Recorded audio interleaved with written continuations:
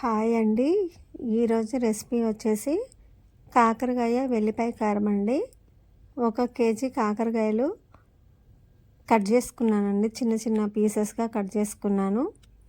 అయితే మా మదర్ ఎప్పుడు కూడా ఇట్లా కాకరకాయ వెల్లిపాయ కారం చేసేటప్పుడు కాకరకాయలు కట్ చేసుకున్న తర్వాత సాల్ట్ యాడ్ చేశారండి. దీంట్లో 1 స్పూన్ వరకు సాల్ట్ యాడ్ చేసేసి బాగా కలుపుతారండి. ఆ ముక్కల్లోంచి చేదు రసమంతా బయటకు వచ్చేలాగా బాగా వాటిని ప్రెస్ చేసి ఆ చేదు రసమంతా తీసేస్తారండి. ఎప్పుడు అలాగే చేస్తారు.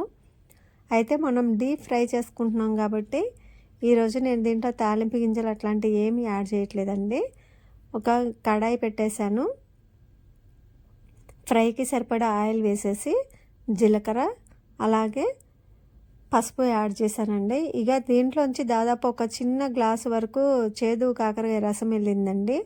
మా మదర్ ఎప్పుడు ఇలాగే ఆ రసాన్ని పిండేస్తారు. నేను కూడా అలాగే చేశాను.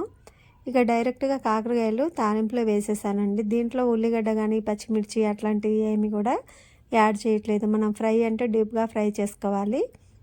అయితే ఒక 4 స్పూన్ల వరకు టేబుల్ స్పూన్ల కారం తీసుకున్నానండి.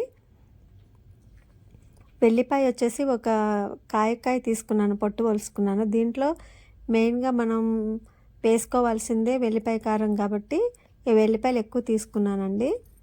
రుచికి సరిపడా సాల్ట్ యాడ్ చేసుకొని సిమ్లోని పెట్టి ఫ్రై చేస్తున్నానండి.